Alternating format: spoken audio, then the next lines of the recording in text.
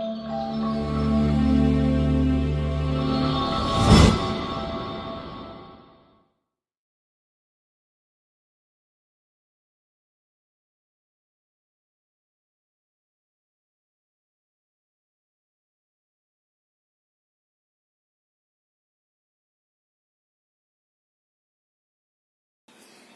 की वीडियो में मैं वर्गीकृत बारंबारता बंटन सारणी से माध्य निकालने के लिए बताऊंगा।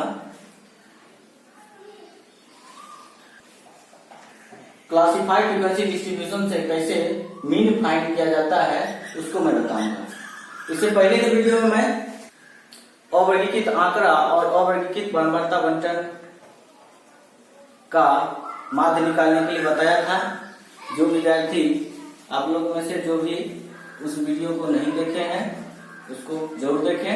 इसका लिंक मैं डिस्क्रिप्शन बॉक्स में डाल दिया है। तो चलिए चलते हैं। सबसे पहली बात ये होता है कि वर्गीकृत बारंबारता बंटन होता क्या है, क्लासिफाइड फ्रीक्वेंसी डिस्ट्रीब्यूशन होता क्या है।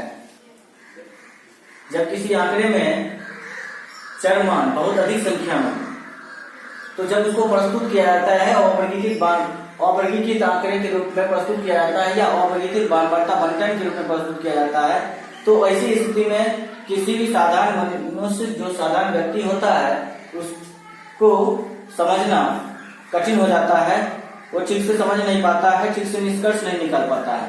तो इसी असुविधा को खत्म करने के लिए हम लोग अवर्गीकृत आंकड़े को वर्गीकृत करते हैं, और जब इसे वर्गीकृत कर देते हैं तो उसे ही वर्गीकृत बारंबारता बंटन करते हैं। अब जैसे एक एग्जांपल लेकर बताता हूं कि क्लास 9 के एक क्लास में 100 मार्क्स का टेस्ट हुआ, और 100 मार्क्स का जब टेस्ट हुआ तो इसमें चर मान कितने होंगे। जो विद्यार्थी का प्राप्तांक होगा वो प्राप्तांक होगा विद्यार्थी 0 से लेकर 100 मार्क्स तक ले आ सकता है। अब उसमें 0 से 100 तक प्राप्त कर सकता है, तो चर मान कितने हुए, 0 से लेकर 100 तक, टोटल 101 चर मान हुआ। 1 से 100 तक 100 और एक चर मान 0 भी, टोटल 101 चर मान हुआ। और ऐसी स्थिति में जब हम उसको 0, 1, 2, 3, 4, 5 ऐसे ऐसे करके 100 तक हम लगातार लिखेंगे, या सभी छात्रों का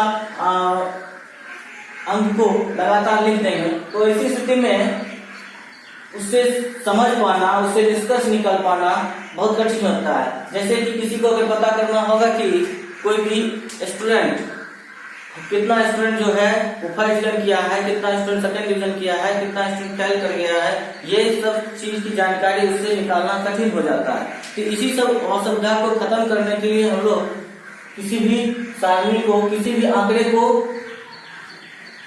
वर्गीकृत बारंबारता बंटन सारणी में या वर्गीकृत बारंबारता बंटन में, क्लासिफाइड फ्रीक्वेंसी डिस्ट्रीब्यूशन में चेंज कर देते हैं, बदल देते हैं। अब मैं जो आंकड़ा लिया हूं उस आंकड़ा को लिखता हूं। तो अब देखिए, जो स्टूडेंट मार्क्स लाया है उसको मैंने क्या किया, वर्ग अंतराल में बदल दिया। वर्ग अंतराल में बदल दिया, इसका मतलब क्या कि 0 से 20 जो भी मार्क्स लाया था 0 से लेकर 100 तक, उस 100 मार्क्स को वर्ग अंतराल में, क्लास इंटरवल में चेंज कर दिया। अब 0 से 20 मार्क्स लाने वाले स्टूडेंट कितने हैं, 2, 20 से 40 मार्क्स लाने वाले 7। इसी ढंग से ये जो है क्या हो गया, वर्गीकृत बारंबारता बंटन, क्लासिफाइड फ्रीक्वेंसी डिस्ट्रीब्यूशन हो गया। अब इसमें इसका माध्य निकालना है। कैसे निकालते हैं इसका माध्य, तो उसके लिए जानते हैं। वर्गीकृत बारंबारता बंटन से माध्य निकालने के लिए विधियां, कितने विधि होते हैं वर्गीकृत बारंबारता बंटन से माध्य निकालने के लिए, methods of finding mean from classified frequency distribution. अब जो है माध्य निकालने के लिए, वर्गीकृत बारंबारता बंटन से माध्य निकालने के लिए, क्लासिफाइड फ्रीक्वेंसी डिस्ट्रीब्यूशन से मीन फाइंड करने के लिए 3 मेथड होता है। और ये जो है 3 विधि है। पहला है प्रत्यक्ष विधि, डायरेक्ट मेथड, दूसरा है कल्पित माध्य विधि, द एज्यूम मीन मेथड, और तीसरा है पग विचलन विधि, द स्टेप डेविएशन मेथड। तो इस तीनों मेथड में मैं आज प्रत्यक्ष विधि पर चर्चा करने जा रहा हूं कि प्रत्यक्ष विधि से कैसे वर्गीकृत बारंबारता बंटन से माध्य निकालते हैं। तो अब देखते हैं कि प्रत्यक्ष विधि से कैसे माध्य निकाला जाता है। अब प्रत्यक्ष विधि से डायरेक्ट मेथड से माध्य निकालने के लिए बताऊंगा। देखिए कि प्रत्यक्ष विधि से माध्य कैसे निकाला जाता है। इसके लिए मैं क्या किया कि जो प्राप्तांक था वो प्राप्तांक ही क्या है यहाँ पर, उसके बदले में लिखा है वर्ग अंतराल क्लास इंटरवल। जो भी प्राप्तांक था उसको क्लास इंटरवल लिखा। जो छात्रों की संख्या थी उसको बारंबारता लिखा। छात्रों की संख्या क्या हो गया, बारंबारता। प्राप्तांक हो गया क्लास इंटरवल, छात्रों की संख्या बारंबारता। अब इसके अलावा दो कॉलम और मैंने बढ़ाया है। दो कॉलम में एक कॉलम होगा वर्ग चिन्ह। इसके लिए वर्ग चिन्ह निकालना जरूरी है। तो वर्ग चिन्ह का एक कॉलम ले लिए और चौथा जो कॉलम है ये fi इंटू xi, इसका कॉलम लिया। अब ये fi और xi होता क्या है, तो fi जो होता है वो फ्रीक्वेंसी होता है, बारंबारता। बारंबारता को fi लिखते हैं, वर्ग चिन्ह को xi लिखते हैं। अब ये वर्ग fi और xi, तो fi क्या हो गया, बारंबारता, वर्ग चिन्ह क्या हो गया xi। अब वर्ग चिन्ह निकालते कैसे हैं, उसके लिए फॉर्मूला होता है वर्ग चिन्ह बराबर होता है ऊपरी वर्ग सीमा प्लस निचली वर्ग सीमा बटा 2 class mark equal to upper class limit plus lower class limit plus by 2। अब ये ऊपरी वर्ग सीमा और निचली वर्ग सीमा क्या होता है, तो जो भी वर्ग अंतराल है उसमें स्टार्टिंग पॉइंट जो होगा वो निचली वर्ग सीमा का है। जैसे यहाँ पर 0 हो गया ये निचली वर्ग सीमा और 20 हो गया ऊपरी वर्ग सीमा। उसी ढंग से यहाँ पर 20 से 40 में क्या होगा, 20 हो गया निचली वर्ग सीमा, 40 हो गया ऊपरी वर्ग सीमा। इसको अंग्रेजी में क्या कहेंगे, पहला वाला लोअर क्लास लिमिट, बाद वाला अपर क्लास लिमिट।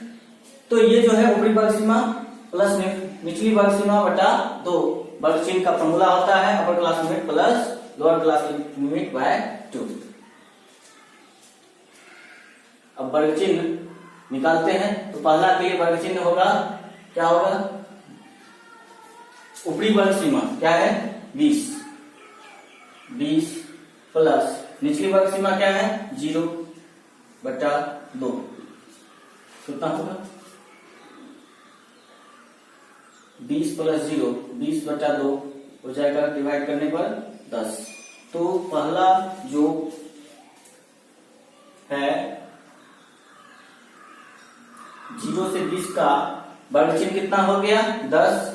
उसी ढंग से 20 प्लस 40 यहाँ पर हम जोड़ेंगे ऊपरी वर्ग सीमा प्लस निम्न वर्ग सीमा बटा 2, कितना हो जाएगा 40 20 60 बटा 2 हो जाएगा 30। तो 20 से 40 का वर्ग चिन्ह कितना हो गया 30। उसी ढंग से 60 40 100 100 बटा 2 50, 80 60 140 बटा 2 70 100 और 80 180 बटा 2 90। तो ये जो है अब वर्ग चिन्ह निकल गया है। तो लास्ट काम बचा है क्या करना है कि जो बारंबारता है fi और वर्ग चिन्ह जो प्राप्त हुआ है xi, उस दोनों का गुणनफल यहाँ पर लिखना है। तो बारंबारता क्या है 2, इसकी बारंबारता 0 से 20 की बारंबारता है 2 और वर्ग चिन्ह कितना है 10। तो 2 और 10 का गुणनफल 20। उसी ढंग से 7 और 30 का गुणनफल 210, 50 और 9 का गुणनफल 450, 70 और 8 का गुणनफल 560 और 90 और 4 का गुणनफल 360। तो इस ढंग से दो कॉलम मैंने निकाल लिया है। लास्ट कॉलम भी मैंने कर लिया, fi इंटू xi का वैल्यू फाइंड कर लिया है कि बारी बारी से जो भी बारंबारता और वर्ग चिन्ह है उसको गुना कर लिया। अब प्रत्यक्ष विधि से माध्य का फॉर्मूला क्या होता है उसको देखते हैं। प्रत्यक्ष विधि से माध्य का फॉर्मूला होता है X mean equal to summation F I into X I by summation F I. तो summation F I into X I by summation F I ये होता क्या है, तो ये जो समेशन एफ आई और एक्स आई निकाले हैं, F I into X I जो निकाले हैं, इसी का sum summation F I into X I होगा। इसी का सम क्या होगा, summation F I into X I. अगर आप लोगों को समेशन का यूज नहीं पता है तो मैं उसके लिए एक वीडियो बनाया हूं, उसका लिंक डिस्क्रिप्शन बॉक्स में डाल दिया हूं, आप देख सकते हैं उसको।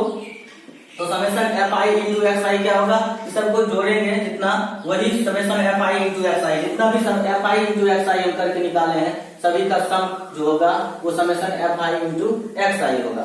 और समेशन एफ आई क्या होगा, तो जो भी फ्रीक्वेंसी है, जो भी बारंबारता है, एफ आई जो भी है, सबका सम क्या होगा, सबका योगफल समेशन एफ आई होगा। तो समेशन एफ आई और summation F I into X I का मान निकालते हैं। तो समेशन एफ आई क्या होगा, सबको जोड़ लेते हैं, 8 4 12 9 21 7 28 2 30, टोटल ये हो गया 30। और इस सबको भी जोड़ते हैं, इस सबको जोड़ करके लिखते हैं।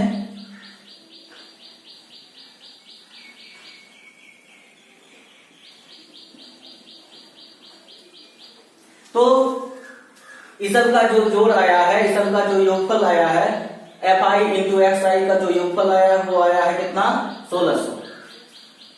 अब इसी को मैं फॉर्मूला पर बैठा देता हूं, फॉर्मूला में पुट कर रहा हूं। तो summation F I into X I का वैल्यू कितना आ गया है, 1600, और समेशन एफ आई का वैल्यू कितना है, 30।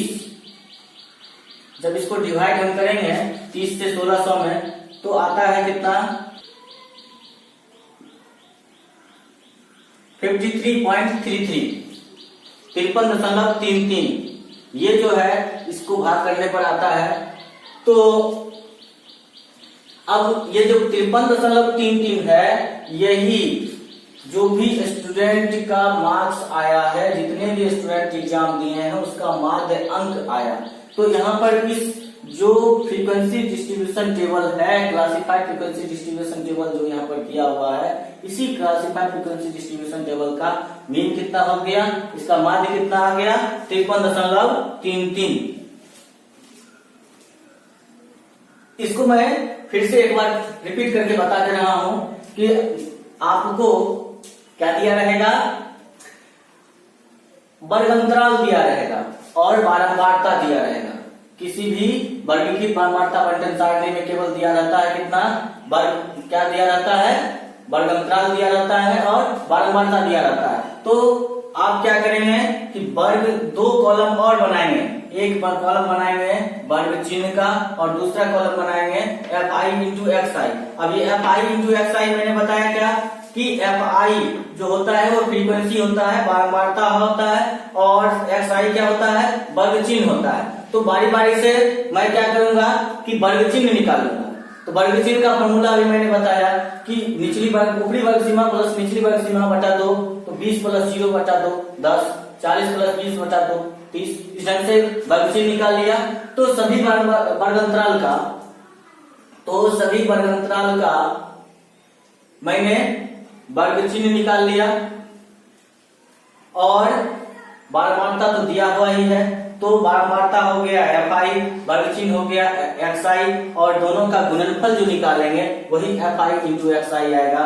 इसको गुना कर लेंगे, 2 और 10 को 20, 7 और 30 को 210, 9 और 50 को 450, 8 और 70 को 560, 4 और 90 को तो 360 आ गया। अब प्रत्यक्ष विधि से माध्य निकालने के लिए फॉर्मूला क्या होता है, summation F I into X I by summation F I. तो summation F I into X I find करेंगे, तो summation F I into X I क्या होगा, तो जो भी एफ आई और एक्स आई का मल्टीप्लाई आया है, गुणनफल आया है, उसी को जोड़ लेंगे तो ये आ जाएगा summation F I into X I. उसके बाद बारंबारता को जोड़ लेंगे तो समेशन एफ आई आ जाएगा। तो जो भी बारंबारता एफ आई है उस सबको जोड़ देंगे तो समेशन एफ आई आ जाएगा। अब इसका मान यहाँ पर हम पुट कर देंगे तो इसका जो वैल्यू है summation F I into X I का जो वैल्यू है वह है 1600 और समेशन एफ आई का जो वैल्यू है वो है 30। तो 1600 बटा 30। अब इसको क्या करना है कि 30 से 16 से भाग करना है, भाग करने पर आया है 53.33। इस ढंग से यही इसका माध्य हो गया। अगली वीडियो में मैं माध्यक निकालने के लिए आप लोग को बताऊंगा। और आज का क्लास आप लोगों को कैसा लगा आप कमेंट बॉक्स में जरूर लिखें। जो भी क्वेश्चन इससे संबंधित हो आप पूछ सकते हैं। इसके अलावा मेरा WhatsApp group number description box में दिया हुआ है। इसके अलावा ग्रुप का लिंक भी दिया हुआ है, आप उससे जुड़ करके उस पर भी क्वेश्चन पूछ सकते हैं। तो मिलते हैं फिर अगली वीडियो में। धन्यवाद।